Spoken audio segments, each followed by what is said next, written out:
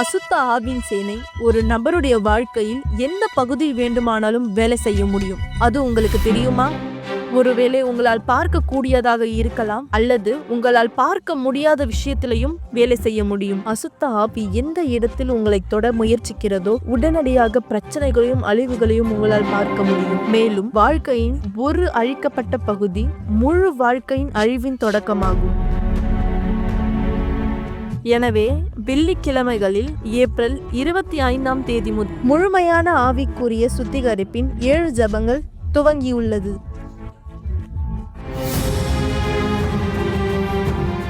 அந்த 7 வெள்ளிக்கிழமைகளிலும் நீங்கள் ஒரு ஜபத்தை பெறுவீர்கள். தேவனுடைய மனுஷனால் செய்யப்பட்ட ஒரு ஜபமானது இருக்கும். அந்த ஜபம் உங்களுடைய வாழ்க்கைக்கான முழுமையான விடுதலையை அறிக்கை செய்யும். நேரம் மாலை 7 மணி. முகவரி யுனிவர்சல் ஆலயம் 282 கீழ் 681 1000 விளக்கு, அண்ணா சாலை, சென்னை 6,06,000. உங்களுக்கு அருகாமையில் உள்ள யுனிவர்சல் ஆலயத்தில் நீங்கள் கலந்து கொள்ளலாம். வணக்கம் பிரியமானவர்களே, விசுவாசிக்கிறவங்கள் ஒவ்வொருவரையும் தேவன் ஆசீர்வதிப்பாராக. பரிசுத்த ஆவியானவர் இந்த வார்த்தை இந்த இடத்துல நீங்க கேட்காத ஒருவராய் இருந்தால் கவனமாய் கவனிங்கள். பரிசுத்த ஆவியானவர் ஆண்டவராக இயேசு நமக்காக வாக்களித்து ஒரு உதவியாளராய், தேற்றவாளனாய், ஆண்டவராக இயேசு கிறிஸ்து பூமியில் இருந்த பொழுது எதை கற்றுக் கொடுத்தாரோ அதே வழிகளில் தொடர்ந்து நம்மை நகர்த்துகிறவராய், அவராலே நமக்கு வாக்களிக்கப்பட்ட தேவ ஆவியானவர். நான் நம்புறேன் உங்க எல்லோருக்குமே இது தெரியும். ஆனா பரிசுத்த ஆவியானவர் இல்லாத போது ஒருவருடைய வாழ்க்கையானது என்ன? பரிசுத்த ஆவியானவரை பெற்ற பிற்பாடு ஒருவருடைய வாழ்க்கை என்னவானதா இந்த இருக்கும்? இந்த வித்தியாசமானது மிக நிச்சயம் நீங்கள் தேவனுடைய ஆவியை பெற்றவராய் இருப்பீர்களா உங்களால தெளிவாக புரிந்து கொள்ள முடியும். ஆனா நீங்க யார்? இன்னும் உங்க பிரச்சனைகள்ல, உங்களுடைய வாழ்க்கையின் தோல்விகளிலே, அவமானங்களிலே, அல்லது நீங்க சந்திக்கிற ஒவ்வொரு பிரச்சனைகளுக்கும் மனம் உடைந்தவராய் அல்லது கோபத்தை காட்டுகிறவராய், உங்களுடைய வாழ்க்கையினுடைய சூழ்நிலை நிமித்தம், பிரச்சனை நிமித்தம் தவறான யோசனைகளில் யோசிக்கிறவராய் கூட, உங்கள் வாழ்க்கையை அழைத்துக் கொள்ளும்படியாக கூட நீங்க தெளிவாக இந்த புரிந்து கொள்ளும்படியாக இந்த ஒரு சாட்சியை நான் உங்களோடு பகிர்ந்து கொள்ள விரும்புகிறேன். என இந்த நபருடைய வாழ்க்கை 2 பாகங்களை உடையதா இருக்கிறது. தேவனுடைய ஆவியானவர், பரிசுத்த ஆவியானவர் இல்லாதவராய் இவர் இருந்தபொழுது யார்? இன்று தேவனுடைய ஆவியை பெற்றவராய், பரிசுத்த ஆவியானவரை இந்த உடையவராய் இவருடைய வாழ்க்கை இன்று என்னவானதா இந்த இருக்கிறது? தேவனோடு சேர்ந்து இந்த நபருடைய வாழ்க்கை எப்படியான மாற்றத்தை பெற்றதாய் இருக்கிறது? நீங்களே தெளிவாய் பார்க்க முடியும். இந்த நபருடைய வாழ்க்கை மாற்றத்தை பாருங்கள் இப்பொழுதே. என் பேரு சுஜாதா. நான் லாய்ஸ் ரோல்ல இருந்து வரேன். நான் செய்வினைனால பாதிக்கப்பட்டிருந்தேன். அந்த பிரச்சனை, அந்த கஷ்டம் என்னால சொல்ல முடியாது. ஏன்னா அந்த அளவுக்கு நான் பாதிக்கப்பட்டிருந்தேன். என் கணவர் கூட, ஏன்னா அவருக்கு 6 மாசம் வேலை இல்ல. முழு குடும்பத்தையும் ஒரு இருட்டுல தள்ளின மாதிரி இருந்தது. என் பசங்களுக்கு நாங்க படிப்பை பார்க்கணும், என் உடம்ப பார்க்கணும். ஏன்னா இது எனக்கு செய்வினைன்னு ஃபர்ஸ்ட் தெரியல. ஏதோ ஒரு பிரச்சனை எங்களுக்கு தொடர்ந்துகிட்டு இருக்கு அப்படின்னு சொல்லிட்டு நாங்க நினைச்சோம். நார்மலாவே நாங்க ஹாஸ்பிட்டலுக்கெல்லாம் போகும்போது ஒண்ணுமே இல்லைன்னு சொல்லும்போது நாங்க நினைச்சோம், ஒண்ணுமே இல்லை, ஏன் இந்த மாதிரி வேர்த்து கொட்டுது, ஏன் இந்த உடம்பு நெளிஞ்சுக்கிட்டே போகுது, ஏன் இவ்வளவு இந்த அளவுக்கு நான் கஷ்டப்படுறேன், ஒரு நாள் ஃபுல்லா தூங்குறேன், ஒரு நாள் ஃபுல்லா சாப்பிட்றேன், என்ன நடக்குதுன்னு எனக்கு தெரியல. என் வீட்டுல இருட்டும் போது லைட் போட கூட ஆள் இல்லாம இருந்தது. ஏன்னா என் பசங்க ரொம்ப சின்ன பசங்களா இருந்தாங்க. என்னால தாங்க முடியாத வலி. எந்த வலினா, ஏன் நான் இப்படி படுத்திருக்கேன், ஏன் நான் இந்த மாதிரி இருக்கேன்னு சொல்லிட்டு என்னால ஒண்ணுமே சொல்ல எனக்கு தெரியல. என் கணவர் வேலைக்கு போகணும்னா அவருக்கும் வேலை கிடைக்க மாட்டேங்குது. போற இடத்துல பேஷண்ட் டெத் ஆயிடுவாங்க. அவர் திரும்பி வரும்போது நிறைய பிரச்சனைத்தை நாங்க சந்திச்சோம். 1, 2ன்னு என்னால சொல்ல முடியாது. அந்த இடத்துல ஃபீஸ் கட்டணும், வாடகை கட்டணும், நாங்க சாப்பிடணும், நிறைய விஷயத்த நாங்க செய்யும்போது அந்த இடத்துல நாங்க எம்டியா இருந்தோம். எங்களுடைய பிரச்சனைக்கு சொல்யூஷனே இல்லாம தான் நாங்க சுத்திக்கிட்டு இருந்தோம். நிறைய ஆலயத்துக்கு போகும்போது எனக்குள்ளாக இருக்கிற அசுத்தமோ, செய்வினையோ எதுவுமே வெளியில வராது. ஏன்னா அந்த அளவுக்கு நாங்க பாதிக்கப்பட்டிருந்தோம். இதனால எனக்கு டிப்ரெஷன் இருந்தது. எனக்கு என்ன நடக்குதுன்னு எனக்கு சொல்ல கூட எனக்கு தெரியாம இருந்தது. எனக்கு நல்லா ஆனா போதும், நல்லா ஆனா போதும்ன்னு சொல்லிட்டு நான் இதே யோசனையில இருக்கும்போது என் கணவர் சொல்லுவாரு, உனக்கு ஒண்ணுமே இல்லை, நீ நீ நல்லா இருக்க, உனக்கு ஒண்ணும். ஏன்னா எனக்கு ஒரு பரிதாபமான ஒரு நிலைமையில நான் இருக்கும்போது அவர் எனக்கு தைரியம் கொடுப்பாரு. இருந்தாலும் என் உடம்பு நல்லா இருந்ததா நான் தைரியமா நான் சொல்ல முடியும், நான் நல்லா இருக்கேன்னு சொல்லிட்டு. ஒவ்வொரு நாளும் இந்த நிலைமை நான் கடந்து போகும்போது நான் நினைப்பேன், எனக்கு என்ன ஆயிடுச்சு? எனக்கு என்ன ஆயிடுச்சு? எனக்கு என்ன ஆயிடுச்சுன்னு சொல்லிட்டு. அதுக்கப்புறம் தான் எனக்கு வந்து நம்ம வீட்டாண்ட ஒரு அம்மா சொன்னாங்க, இந்த மாரி யுனிவர்சல் ஆலயத்த போய் பாருங்க. நீங்க அந்த ஆலயத்துல கண்டிப்பா நீங்க விடுதலை ஆவீங்க அப்படின்னு சொன்னாங்க. ஆனா நான் சொன்னேன், நான் நெறைய ஆலயத்துக்கு போனேன். ஏம்மா எனக்கு இன்னும் கிளியர் ஆகல. அந்த ஆலயத்துல மட்டும் எப்படி எனக்கு கிளியர் ஆகும்? நான் கேட்டப்ப அவங்க சொன்னாங்க, நீங்க ஒரு வெள்ளிக்கிழமை அன்னைக்கு சாயந்தரம் 7 மணிக்கு போய் நீங்க போய் அந்த இடத்துல போங்க. அந்த இடத்துல உண்மையாவே நீங்க விடுதலை ஆவீங்க அப்படின்னு அவங்க சொன்னாங்க. அந்த இடத்துல நான் வரும்போது, என் பிள்ளைகள கூட்டிட்டு நான் வரும்போது, இந்த இடத்துல நான் நல்லா ஆவேனா எனக்கு தெரியாம அழுதுகிட்டே வந்தேன். இந்த இடத்துல உள்ள வரும்போதே எனக்கு ஏதோ ஒரு சமாதானம் எனக்குள்ளாக வந்தது. நான் உள்ள வந்தப்போ எனக்கு தெரியல. அந்த இடத்துல என்ன சொல்றாங்க? என்ன பேசுறாங்க? என்ன ஜெபிக்கிறாங்கன்னு கூட எனக்கு ஒண்ணுமே தெரியல. நான் நல்லானா போதும். நான் நல்லானா போதும். இந்த இடத்துல நான் நல்லா ஆவேனா? இந்த இடத்துல நான் நல்லா ஆவேனான்னு சொல்லிட்டு, நான் ரொம்ப கஷ்டப்பட்டேன். ஏன்னா, அந்த அளவுக்கு பாதிக்கப்பட்டு வந்தேன். நான் சுத்தாத இடமே இல்ல. நான் தெரியாத இடமே இல்ல. எந்த ஆலயத்துக்கு போனாலும் நான் சரி ஆகல. இனிமே நான் உயிரோட இருக்க மாட்டேன்னு சொல்லி தான் கடைசியா இந்த இடத்துல வந்தேன். வரும்போது அன்னைக்கு அந்த வெள்ளிக்கிழமை அன்னைக்கு உண்மையாவே அந்த இடத்துல ஜெபிக்கும்போது விடுதலை ஜெபம் நடந்துகிட்டு இருந்தது. அந்த இடத்துல ஜெபிக்கும்போது, எனக்குள்ளாக இருந்த அந்த செய்வின வெளியில போறது எனக்கு தெரிஞ்சது. எனக்குள்ளாக ஏதோ ஒரு மாற்றத்த அன்னைக்கே நான் பார்த்தேன். அந்த நிமிஷத்திலேயே நான் பார்த்தேன். அந்த நிமிஷத்துல நான் பார்க்கும்போது நான் நெனச்சேன், நான் உயிரோட தான் இருப்பேன். சாகப் போறதில்ல. ஏன்னா நான் நினைக்கும் போதெல்லாம் என் பசங்கள அனாதையா நான் விட்டு சாகப் போறேன் அப்படின்னு நெனச்சேன். அந்த இடத்துல நான் வரும்போது, அந்த மரணம் என்ன வந்து இனிமே நெருங்காதுன்னு சொல்லிட்டு, உண்மையாவே இந்த இடத்துல எனக்கு விடுதலை கிடைச்சது. நான் வீட்டுக்கு போகும்போது என் கணவர் இடத்துல சொன்னேன். உண்மையாவே அந்த இடத்துல ஏதோ ஒரு மாற்றத்த நான் பார்த்தேன். ஏதோ ஒரு மாற்றத்த நான் பார்த்தேன். கண்டிப்பா பார்த்தேன். நீங்களும் வாங்க அப்படின்னு சொல்லும்போது, நெக்ஸ்ட் ஃப்ரைடே அவர் வரும்போது, இந்த இடத்துல அவரா சொன்னாரு, ஏதோ ஒரு மாற்றம் இந்த இடத்துல இருக்கு. ஆமா, நம்ப பார்க்காத ஒரு சொல்யூஷன் இந்த இடத்துல நம்மளுக்கு கிடைச்சதுன்னு சொல்லிட்டு, நாங்க வீட்டுக்கு போனோம். வீட்டுக்கு போன பிறகு எங்களுக்குள்ளாக நல்லா சமாதானம் இருந்தது, சந்தோஷம் இருந்தது. ஏன்னா, இந்த செவின வெளியில போயிடுச்சுன்னு சொல்லிட்டு. ஆனா, நாள் ஆக ஆக நாங்க வந்து ஆலயத்த விட்டு சில நாள் நாங்க வந்து எங்களுக்கு உடனே கிளியர் ஆயிடுச்சுன்னு சொல்லிட்டு, ஆலயத்த விட்டு நாங்க இருந்தோம். ஒரு 2 மாசம், 3 மாசம் நாங்க வரல. மறுபடியும் ஏதோ ஒரு அசுத்தம் எங்கள தொடுதுன்னு சொல்லிட்டு எங்களுக்கு தெரிஞ்சு போச்சு. என்ன அசுத்தம்? ஏதோ எனக்கு சொல்லவே தெரியல எனக்கு. இடுப்புல இருந்து கால் வரைக்கும் பயங்கரமா வலிக்கும். ஒரு ஆள் என் வெயிட்ல இருக்கிற ஒரு ஆள் என் மேல ஏறி உக்காந்த போல இருக்கும். ஆனா பார்த்தா கால் வீங்கல, இடுப்பு வீங்கல, ஒண்ணுமே இருக்காது. ஆனா அவ்ளோ வீக்கத்துல நான் அழுவேன். ஏன் இந்த மாரி இருக்குன்னு எனக்கு தெரியலன்னு சொல்லும்போது எங்க வீட்டுக்காரர் சொன்னாரு, "இனிமே ஆலயத்த விட்டு நீ தூரமா இருக்காத. அந்த இடத்துல விடுதலையானத நீ பார்த்தல்ல. நீ மறுபடியும் நம்ம ஃபேமிலியா அந்த இடத்துக்கு நம்ம போலான்னு" சொல்லிட்டு நாங்க மறுபடியும் வந்தோம். வரும்போது நான் பாஸ்டர் இடத்துல பேசினேன். "பாஸ்டர், எனக்கு விடுதலையானது நடந்தது. நான் நான் குணமாயி நான் வீட்டுக்கு போனேன். ஒரு 2 மாசம் நான் வரல. அதோட போயிடுச்சுன்னு நான் நினைச்சேன். மறுபடியும் டிஃப்ரெண்ட்டா ஒரு ஒரு வலி எனக்குள்ளாக வந்தது. என்னால தாங்க முடியல. எதனாலன்னு சொல்லும்போது, பாஸ்டர் என்கிட்ட பேசினாரு. "நீ மறுபடியும் ஞாயிற்றுக்கிழமை வாம்மா" அப்படின்னு சொன்னாரு. நான் ஞாயிற்றுக்கிழமை வரும்போது, இந்த இடத்துல பாஸ்டர் இந்த இடத்துல பேசினது, "உனக்குள்ளாக இந்த செய்வினை வருதுன்னா, உனக்குள்ளாக தேவ ஆவியானவர் இருக்கும்போது, இனிமே இந்த செய்வினை உன்னை தொடராது" அப்படின்னு சொன்னாங்க. அப்புறம் நான் வந்து ஞாயிற்றுக்கிழமை வர்றதுக்கு நான் டிசைட் ஆனேன். என் குடும்பத்தோட நாங்க ஞாயிற்றுக்கிழமை வரும்போது, உண்மையாவே எங்களுக்குள்ளாக இருந்த அந்த செய்வினை முழுமையா வெள்ளி, ஞாயிறு நாங்க வரும்போது முழுமையா எங்களுக்குள்ளாக கிளியர் ஆனது. ஆனா எனக்கு சொல்ல தெரியல. அவ்ளோ சந்தோஷம் எனக்குள்ளாக இருந்தது. எத்தன ஆலயத்தன சொல்லப்போனா நீலாங்கரை வரைக்கும் நாங்க போய்க்கிட்டு வந்தோம். இந்த இடத்துல குணமாகுமா? இந்த இடத்துல குணமாகுமா? இந்த இடத்துல தீர்க்க தரிசனம் வருமா? இந்த இடத்துல ஒரு போதகர் என் தலைமையில கை வைப்பாரான்னு. ஆனா இல்ல. இந்த இடத்துல வரும்போது யுனிவர்சல் ஆலயத்துக்கு வரும்போது, இனி மீண்டும் என்னிடத்துல செய்தின கிடையாது. பாஸ்டர் கிட்ட நான் பேசும்போது, "பாஸ்டர் நான் நல்ல குணமாயிட்டேன்" அப்படின்னு நான் சொல்லும்போது, பாஸ்டர் சொன்னார், "உனக்குள்ளாக பரிசுத்த ஆவியானவர் இருந்தா, இனிமே அது உன்னை தொடாது" அப்படின்னு சொன்னாரு. அப்போ மறுபடியும் நான் பிரேயர் பண்ணேன். தேவனே எனக்குள்ளாக உம்முடைய ஆவி எனக்கு வேணும்னு சொல்லி. நான் பிரேயர் பண்ணும்போது ராத்திரி 1:30 மணிக்கு எந்திரிச்சு அழுது பிரேயர் பண்ணேன். இந்த வலி, இந்த வேதனை என்னால தாங்க முடியல. வெளிய ஒரு ஆள் எனக்கு செய்வினை செஞ்சா பரவால்ல. வீட்ல இருக்கிறவங்களே என்ன இந்த மாரி கஷ்டப்படுத்துறாங்க தேவனே. நீங்க எனக்குள்ளாக வரலன்னா, என்னால எப்படி இந்த விஷயத்த நான் ஜெயிக்க முடியும்? என் பசங்க சின்ன பசங்களா இருக்காங்க. நாங்க எப்படி ஒரு சந்தோஷமான வாழ்க்கை வாழ முடியும்னு சொல்லிட்டு, அந்த இடத்துல கண்ணீரோட நான் ஜெபிச்சேன். கண்ணீரோட நான் ஜெபிக்கும்போது எனக்குள்ளாக தேவ ஆவியானவர் வந்தார். அவர் வரும்போது ஒரு சமாதானத்த, ஒரு சந்தோஷத்த நான் பார்த்தேன். அது எந்த அளவுக்குன்னா, என் வாழ்க்கையில அந்த மாரி சந்தோஷத்த நான் எப்பவுமே பார்த்தது கிடையாது. அப்படியேப்பட்ட ஒரு சந்தோஷத்தை நான் பார்த்தேன். தேவ ஆவியானவர் எனக்குள்ளாக வரும்போது, இந்த உலகத்தையே நான் ஜெயித்த அளவுக்கு ஒரு சந்தோஷம் எனக்குள்ளாக வந்தது. அத விவரிக்க கூட என்னால முடியல. அவ்ளோ சந்தோஷம். என் குடும்பத்துல நான் ஒரு மாற்றத்த பார்த்தேன். எனக்குள்ளாக ஆவியானவர் வரும்போது, இனிமே அந்த இருள் இல்ல, அந்த செய்வினை இல்ல, அந்த பலவீனம் இல்ல. நான் ரொம்ப சந்தோஷமா இருந்தேன். அந்த நேரத்துல என் குடும்பம் முழுவதும் தேவனுடைய ஆலயத்துக்கு வந்துகிட்டு இருக்கும்போது, பரிசுத்த ஆவியானவர் எனக்குள்ளாக இருக்கும்போது, என் பொண்ணுக்கு ஒரு 17 வயசு இருக்கும். அந்த 17 வயசு பொண்ணுக்கு ரோட்ல ஆக்சிடென்ட் நடந்தது.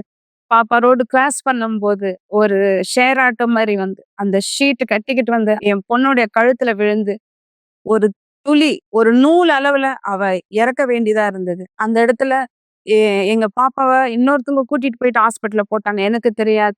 நான் அந்த இடத்துல வீட்ல இருந்த ஒருத்தவங்க வந்து எனக்கு சொன்னாங்க, "உங்க பாப்பாக்கு ஆக்சிடென்ட் ஆயிடுச்சுன்னு" சொன்னதும் என் பையன் ஓடி பார்த்தப்போ, அவன் ரொம்ப அழுதுட்டான்.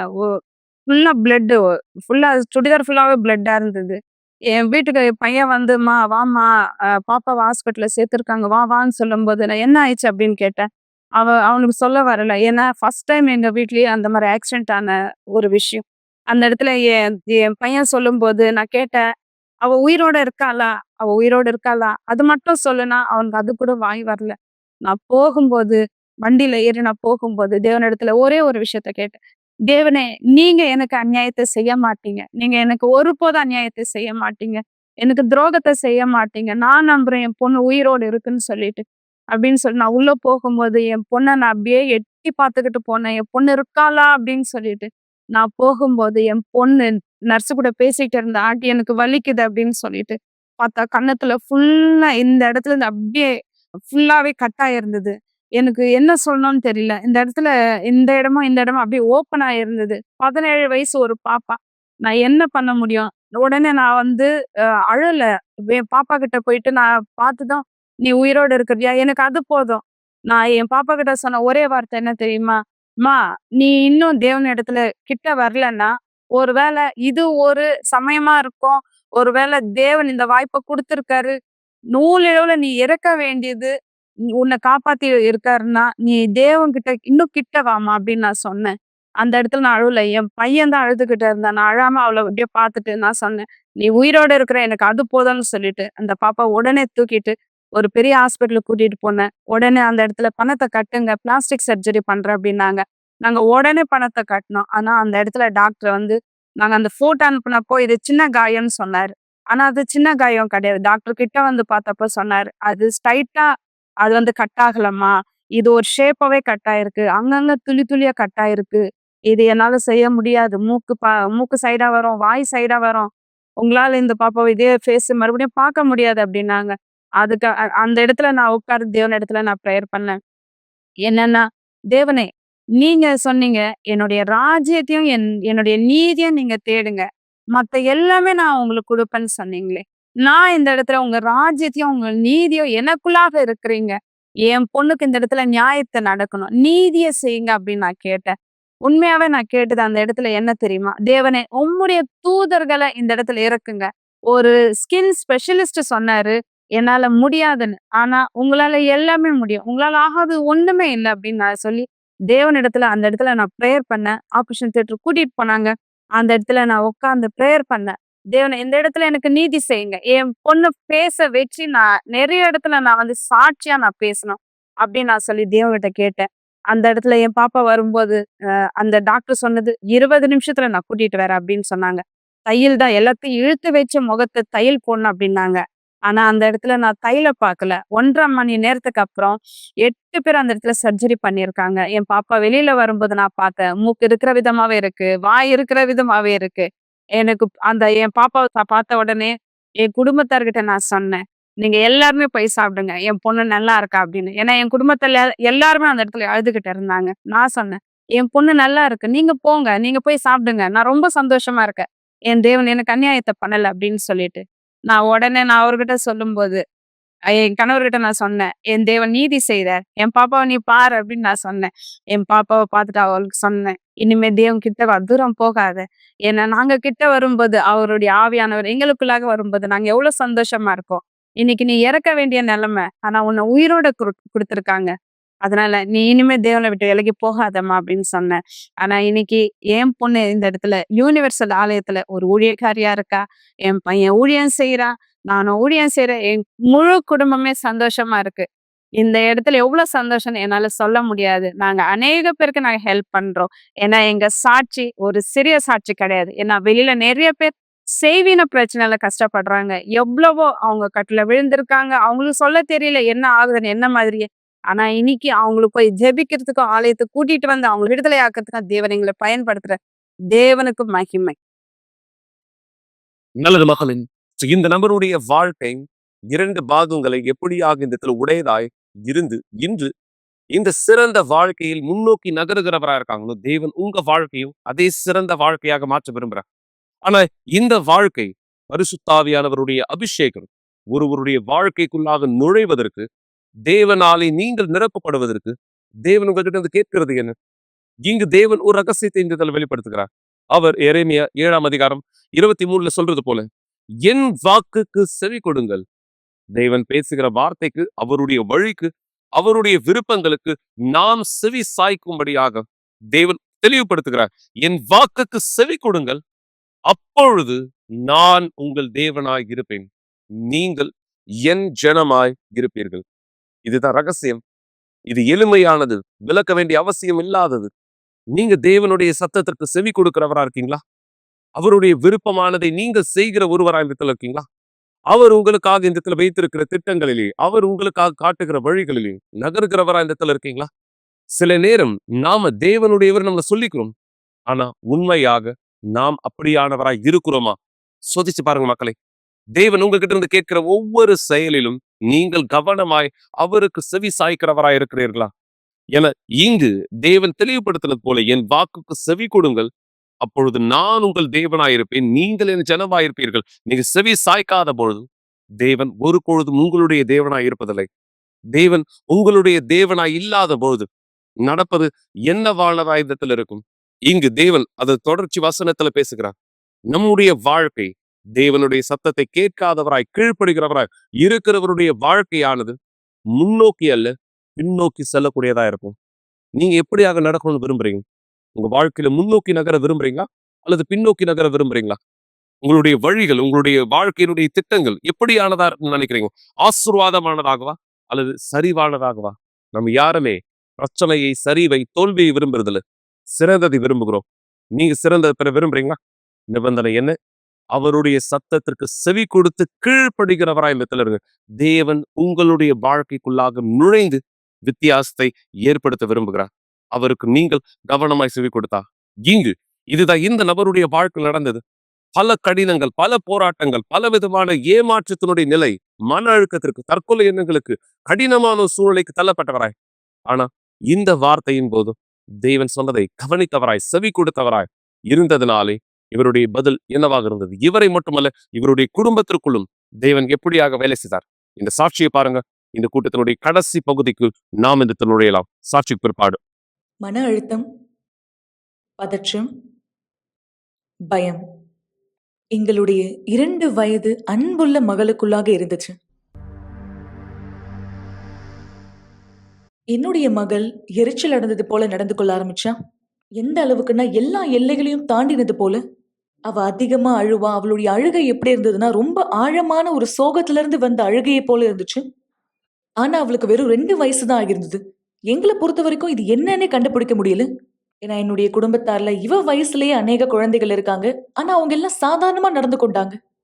இதெல்லாம் பார்த்து நாங்களே எங்களுக்குள்ளாக கேள்வி கேட்டுக்க ஆரம்பிச்சோம். ஏன் அவ இப்படி அழுறா?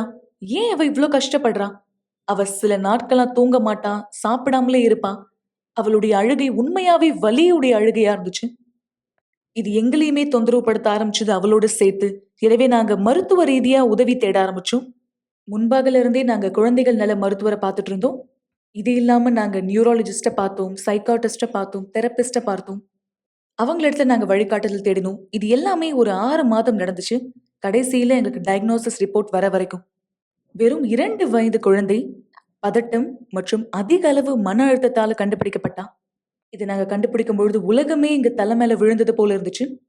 அவளுக்கு ஏன் இப்படிலாம் நடக்குதுன்னு எங்களால கொஞ்சம் கூட புரிஞ்சுக்க முடியல. இது எங்களுடைய முழு குடும்பத்தினுடைய கஷ்டமா இருந்துச்சு. எல்லோருமே ஒண்ணா சேர்ந்து கஷ்டப்பட்டோம். மருத்துவத்தால அவள கட்டுப்படுத்தவே முடியல. அவ மாத்திரை எடுத்துக்கொள்ளும் பொழுது சுயநினைவே இல்லாம ஆயிடுவா.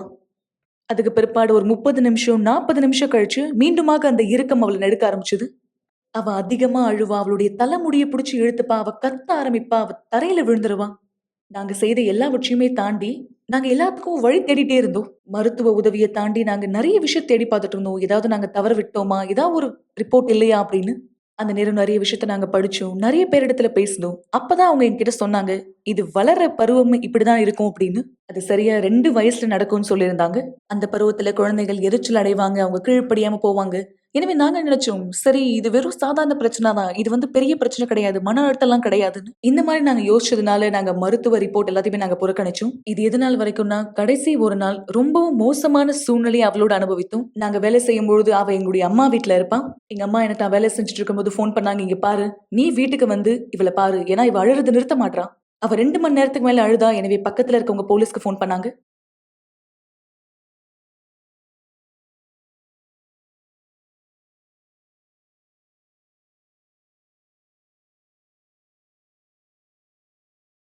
அந்த நாள் நான் நினைச்சேன், என்னுடைய மகள நான் இழக்கப் போறேன்னு.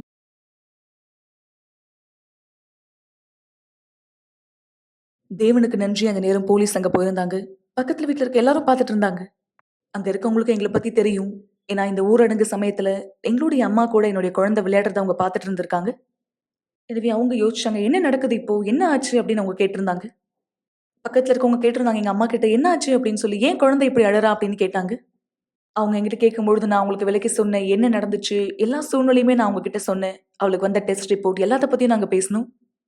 அவங்க சொன்னாங்க, "இங்க பாரு, நாங்க இத வேற யார்கிட்டயும் சொல்ல மாட்டோம். ஆனா நீ இன்னும் அதிகமா உதவி கேட்கணும், உதவி தேடு" அப்படின்னு சொல்லியிருந்தாங்க. ஆனா அந்த தருணம் எங்கள பொறுத்தவரைக்கும், அதுதான் எங்களுக்கு தேவையான பெரிய உதவியா இருந்துச்சு. அவங்க யார் இடத்துலயும் சொல்லாம இருக்கிறது தான். அந்த நாள் என்னுடைய மகள் அவளுடைய முகத்தையே கீறிக்கிட்டா. அவ காயப்படுத்தப்பட்டா. அதிகபட்ச கோவத்தினால அவ தன்னுடைய முகத்த இறுக்கமா மூடிக்கிட்டா. அவளுடைய கழுத்த அந்த அளவுக்கு அதிகமா அவ தேய்ச்சா, ரத்தம் வர அளவுக்கு. இது எப்படின்னா, ஒரு நபர் அதிகபட்ச மன அழுத்தத்துல செய்றது போல இருந்துச்சு. அவ கைய அறுத்துக்க ஆரம்பிச்சா. அவ இதெல்லாம் என்னன்னு புரிந்து கொள்ளாமலே செய்ய ஆரம்பிச்சா. ஒரு தாயா, இது எல்லாமே எனக்கு ரொம்பவே கடினமா இருந்துச்சு. ஆமா, அவள அந்த மாரி பாக்குறதுக்கு. வெறும் 2 வயசு தான். ஆனா அந்த நேரம் எனக்கு உண்மையாவே புரியல. ஏன் இது எங்களுக்கு நடந்துச்சுன்னு. அப்பதான் நான் என் கணவர அழைத்தேன். அந்த நேரம் தான் என்னுடைய மனைவி என்னை அழைத்தாள். பாரு, பயங்கரமா அழுறா. பக்கத்துல இருக்கிறவங்க போலீஸ கூப்பிடுறாங்க. அவ தன்னைத்தானே கிறிக்கிறா இல்ல. அவ கழுத்த அந்த அளவுக்கு நெருக்கி கீறிக்கிட்டா. எப்போ இந்த மாரி நடந்ததோ, அந்த நேரம் போலீஸ் அங்க வந்தாங்க. தேவனுக்கு நன்றி, அவங்க எல்லாமே புரிஞ்சுக்கிட்டாங்க. அங்க நடந்த எல்லா சம்பவத்தை பார்த்து. கிரைசிஸ் டயக்னோசிஸ் இருக்கிறதுனால எல்லா நேரம் அழுதுகிட்டே இருப்பாங்கன்ட்டு எல்லாருக்கும் தெரியும். ஒரு மன அழுத்தத்தினுடைய கிரியையா இருந்தது. அந்த நேரம் என்ன சொல்றதுன்னு தெரியல. "எல்லாம் ரெடியா இரு" அப்படின்னு சொல்லியிருந்தேன். நீ ரெடி பண்ணி வச்சுக்கோ. ஏன்னா எனக்கு தெரியும் எங்க நான் உன்ன கூட்டிட்டு போணுன்ட்டு. எனக்கு தெரியும் எங்க நம்ம போறோன்ட்டு. அவர் உண்மையாகவே அதிகப்படியான விசுவாசத்துல இருந்தார். அதிகபட்ச உறுதியோட சொன்னார், "இங்க பார், எனக்கு தெரியும் நான் உன்னை எங்க கூட்டிட்டு போறேன்னு" சொன்னார். அந்த இடத்துல மட்டும் தான் நம்ம வாழ்க்கை மாறப்போகுதுன்னு சொன்னார். அங்க போதகர் படியில எங்களுக்காக காத்திருந்தார். நாங்க அந்த கூட்டத்திற்கு போனோம். முழு கூட்டத்தையுமே கவனித்தோம். முடிவுல நாங்க சிபிசில இருந்து என்னுடைய குழந்தைய கூப்பிடும்பொழுது ஒருத்தவங்க சொன்னாங்க, "இங்க பாருங்கம்மா, இந்த எண்ணெய தான் நீங்க பயன்படுத்த போறீங்கன்னு" சொன்னாங்க. அவங்க சொன்னாங்க, "நீங்க அவருடைய தலைய அபிஷேகப்படுத்தணும். அவருடைய சின்ன இந்த 2 கால்கள அபிஷேகப்படுத்துங்க." அந்த உதவியாளர் அறிக்கை செய்தாங்க. "உங்களுடைய மகள் குணமாக்கப்பட்டான்னு." குழந்தையுடைய அப்பா வீட்ல அவளை இந்த எண்ணெயினால் அபிஷேகப்படுத்தும் பொழுது, அவ தேவனுடைய ஆவிய பெற்றுக்கொள்றா. அவ கேடகத்தால மூடப்பட்டிருக்கா. எல்லா அசுத்தத்திலிருந்து பாதுகாக்கப்பட்டிருக்கா. நான் அதுதான் என்னுடைய கடைசி முடிவா இருக்கும்னு நினைச்சேன். அந்த நாள் நாங்க வீட்டுக்கு திரும்பி போனோம். அவ தூங்க போறதுக்கு முன்னாடி நாங்க எல்லாருமே ஒண்ணா சேர்ந்து ஜெபித்தோம். அவளுடைய அந்த சின்ன தலை மற்றும் அவளுடைய கால், அவளுடைய கை, அவளுடைய வயிற்று பகுதி எல்லாத்தையுமே நாங்க அபிஷேகப்படுத்தணும். நாங்க எங்களுடைய விசுவாசத்தை பயன்படுத்துறதுக்காக அவளுடைய முழு உடம்பையுமே அபிஷேகப்படுத்தணும். அவ அந்த நேரம் தூங்குனா. அவ சில வாரங்களா தூங்கவே இல்ல. ஆனா அந்த இரவு முழுவதுமா அவ தூங்குனா. நீங்க நம்புவீங்களோ இல்லையோ, ஆனா அந்த இரவு முழுவதுமே நானும் என் கணவரும் தூங்கவே இல்ல. நாங்க பேசிட்டே இருந்தோம். என்னுடைய மகள் கடந்து போறது ஆவிக்குரிய சூழ்நிலைன்னு புரிஞ்சுக்கிட்டோம். அன்னையிலிருந்து எல்லா நாளுமே நாங்க ஆலயத்துக்கு கூட்டிட்டு போவோம். நாங்க இந்த நோக்கத்த ஆரம்பிச்ச 3 நாளுக்கு பிற்பாடு, அவளுடைய எல்லா மருந்துகளையும் நான் அங்க எடுத்துட்டு போனேன். நான் அந்த எல்லா பாக்ஸையும் எடுத்து ஒரு பேக்ல போட்டு, அந்த நேரம் என்னுடைய கணவர் என்னை பார்த்து கேட்டாரு, நீ உறுதியா இருக்கியான்னு. அவங்க சொன்னாங்க, நான் செய்கிறேன், உறுதியாக இருக்கேன். அப்போ நான் சொன்னேன், நான் உன் கூட இருக்கேன். நம்ம 2 பேரும் ஒரே விசுவாசத்தில் இருக்கலாம், முன்னோக்கி போகலாம், பார்க்கலாம் தேவன் இந்த வியாதியை எடுத்து போட்டு குணமாக்குவாருன்ட்டு. அந்த நேரம் தான் நான் வார்த்தையை செயல்படுத்த ஆரம்பிச்சேன். நான் எப்போ வேதாகமத்தை திறந்து படிச்சேனோ, ஆண்டவராகிய இயேசு நம்மளுடைய எல்லா சுகவீனத்தையும் எடுத்துட்டாரு அவரோடன்னு, அந்த நிமிஷமே நான் நம்பினேன் என்னுடைய மகள் இனிமேலும் வியாதியா இல்லைன்னு. மத்தவங்க என்ன சொல்லியிருந்தாலும், டாக்டர் என்ன சொல்லியிருந்தாலும் சரி. ஏன்னா நான் அவங்களுடைய உதவியை, ஆவிக்குரிய உதவி எந்த அளவுக்கு முக்கியமோ அதே போல கவனிச்சேன். ஆனா அந்த நேரத்துல எல்லாத்தை விட ரொம்ப முக்கியமான உதவி என்னை பொறுத்த வரைக்கும் ஆவிக்குரிய உதவிதான். நான் சொன்னேன், இப்ப அவ குணமா இருக்கா. நான் அந்த பேக்கை கட்டி வச்சுட்டேன். நான் சொன்னேன், இனிமேலும் ஒரு பொழுதும் இது கிடையாதுன்னு. என்னுடைய மகள் கடினங்களை சந்தித்தான். ஆனா இனிமே ஒரு பொழுதும் அவங்க சொல்லக்கூடாது என் மகள் மன அழுத்தத்துல இருக்கான்னு. ஏன்னா அவ குணமாக்கப்பட்டிருக்கா. என்னுடைய மகளினுடைய குணமாக்குதல் மூலயமா என்னுடைய வாழ்க்கையை மாற்றக்கூடிய வாய்ப்பு எனக்கு கிடைச்சது. ஏன்னா அப்பதான் நான் தேவனை சந்தித்தேன், அவரை புரிந்து கொண்டேன். அதுதான் அந்த பசிலுடைய முக்கியமான ஒரு புகைப்படமா இருந்துச்சு. ஏன்னா ஒரு பசில் நம்ம வச்சிருக்கோம் அப்படின்னா நடுவுல இருக்க முக்கியமான பகுதி அதுவாதான் இருந்துச்சு. நான் முதலாவது அனைத்தையுமே பீடத்து மேல அர்ப்பணிக்கணும். என்னுடைய பதட்டம், என்னுடைய பயங்கள் எல்லாத்தையுமே, என் கணவர், என் குழந்தை, என்னுடைய வேலை எல்லாவற்றையும் நான் அர்ப்பணிக்க வேண்டியதா இருந்தது. தேவனை எல்லாவற்றுக்கும் மத்தியில வச்சு, தேவனை என்னுடைய வாழ்க்கை உங்களுடையது அப்படின்னு நான் சொன்னேன். என் வாழ்க்கையை நான் உங்களிடத்துல அர்ப்பணிக்கிறேன், வழிகாட்டுங்க. என் வாழ்க்கையை நீங்க வழிகாட்டுங்க. இதுக்கு பிற்பாடு நீங்க என்னெல்லாம் என் வாழ்க்கையில சேர்க்க போறீங்களோ அதுவே எனக்கு போதும். ஏன்னா எனக்கு ஆண்டவர் தேவை. அப்பதான் நான் புரிந்து கொண்டேன், எனக்குள்ளாக அவர் வாழணும். அதாவது எனக்கு பரிசுத்த ஆவியானவர் தேவைன்னு. தேவனுக்கு மகிமை. நான் பரிசுத்த ஆவியினால் அபிஷேகிக்கப்பட்டேன். அந்த நேரம் தான் நான் சந்தோஷம், சமாதானத்தை பெற்றுக்கொண்டேன். என் வாழ்க்கையினுடைய நல்ல தருணங்கள்ல கூட நான் என் வாழ்க்கையில ஒரு பொழுதும் அதை அனுபவிச்சதில்லை. எதுவுமே இந்த தருணத்தோடு ஒப்பிட முடியாது. இது எப்படின்னா, உங்க வாழ்க்கைக்கான வழிகாட்டுதலை நீங்க எப்படி கண்டுபிடிக்கணும்னு உங்களுக்கு தெரியணும். நம்மளுடைய இயற்கை சூழல் என்ன? நம்ம படைக்கப்பட்டோம் தேவனோடு நித்திய காலமாக வாழ்வதற்காக. நம்ம இதற்காக தேடணும். நம்மளுடைய முழு வாழ்க்கையுமே இது நம்ம தேடணும். அந்த நாள் நான் புரிந்து கொண்டேன், தேவன் மட்டும் இல்லைன்னா இது எதுவுமே பிரயோஜனம் இல்லாததுன்னு. ஒரு நாள் ஞாயிற்றுக்கிழமை காலையில தான் நான் இந்த அளவுக்கு பெற்றுக்கொள்ள கூடாத ஒரு பரிசு நான் பெற்றுக்கொண்டேன். அதுக்கு பிற்பாடு நான் உண்மையாவே ரொம்ப சந்தோஷமா இருக்கேன். ஏன்னா தேவன் என்னை எந்த அளவுக்கு நேசிக்கிறாருன்னு நான் தெரிந்து கொண்டேன். அவர் என்னுடைய மகளை குணமாக்கி இருக்கார். அவர் எனக்குள்ளாக இருக்கார். இன்னைக்கு மத்த மக்களிடத்தில் நான் சொல்ல முடியும், அவர் வெறும் என்னுடைய மகளுக்கு மட்டும் நல்லது செய்யல, ஆனா எனக்குள்ளாகவும் அவர் வாழ்றாருன்னு என்னால சொல்ல முடியும். மற்றும் எனக்கு தெரியும் அவர் எவ்வளவு வல்லமையுள்ள தேவன். அவர் எந்த அளவுக்கு குணப்படுத்த முடியும்னு. யாரா இருந்தாலும் சரி, ஒரு சின்ன பிரச்சனையா இருந்தாலும் சரி, வியாதியா இருந்தாலும் சரி, இல்ல பெரிய பிரச்சனையா இருந்தாலும் சரி, அவர் மட்டும்தான் ஒரே ஒருவர். அவர் மட்டும்தான் உண்மையுள்ள ஒருவர். அவர் மட்டும்தான் உண்மையுள்ளவர். எல்லோருடைய வாழ்க்கையை மாற்றக்கூடியவர்.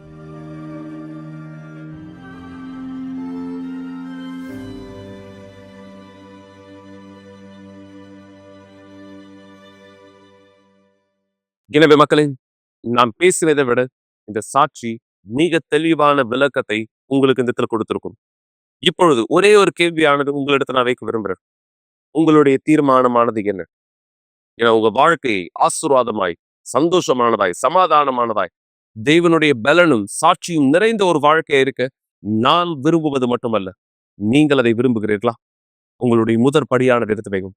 இதுதான் ஆலயத்துல இன்னைக்கு கூட மக்கள் கற்றுக்கொண்டாகும். மிக சிறப்பான கூட்டத்திலே அவர் தேவனுடைய வார்த்தையிலிருந்து செயல்படுத்தும்படியாக. என தேவன் ஒவ்வொரு நாளின் தேவனாயிருக்கிறார், மாறாதவராய். உங்களுடைய குடும்பத்திற்குள்ளாக நீங்க சந்திக்கிற பல பிரச்சனைகளை மாற்றிக்கொள்ள விரும்புறீங்களா? நாளை கூட்டத்தை தவற விடாதீங்க. நாளை குறிப்பாய் மாலை 7 மணிக்கு உங்களுடைய குடும்பங்களுக்காய், உங்களுடைய அன்பின் வாழ்க்கைக்காய், திருமணங்களை ஆசீர்வதிக்க ஒரு மிக சிறப்பான கூட்டத்தில் எங்களோடு இணைய வரவேற்கப்படுகிறீர்கள். மேலும் வருகின்ற வெள்ளிக்கிழமை நாம் இன்னும் விசேஷமாய் இந்த 7 வார தொடர்ச்சங்கிலி ஜெபத்தின் ஆவிக்குரிய சுத்திகரிப்பிலே நகர்கிறவராய் இந்த இடத்துல இருக்கும். மக்களை மறக்க வேண்டாம், தேவன் மாறாதவராய் இருக்கிறார். எந்த சூழலை உங்களை இறுக்கி கொண்டிருக்கிறதோ அந்த சூழலிலிருந்து விடுதலை செய்கிற தேவன் அவர் ஒருவர் தானே. அவருடைய விடுதலையின் கரம் உங்க வாழ்க்கை மீது வேலை செய்ய அனுமதி கொடுங்க. இந்த கூட்டத்தினுடைய கடைசியிலே நீங்கள் இடத்துல பார்ப்பீர்கள், இந்த வெள்ளிக்கிழமை நாம் எப்படியான சுத்திகரிப்பை நம் வாழ்க்கையில் இந்த இடத்தில் பெற்றுக்கொள்ள தேவன் திட்டமானது வைத்திருக்கிறார். இந்த ஆவிக்குரிய சுத்திகரிப்பு எப்படியானது நீங்கள் வரவேற்கப்படுகிறீர்கள். உதவி எண்களை தொடர்பு கொள்ளுங்க. இந்த விசுவாசத்தின் ஒரு நிகழ்வை இந்த இடத்தில் பாருங்கள். வெள்ளிக்கிழமையும் நீங்கள் எங்களோடு இணைந்திருக்க வரவேற்கப்படுகிறீர்கள். தேவன் உங்களையும் உங்கள் வீட்டையும் ஆசீர்வதிப்பாராக.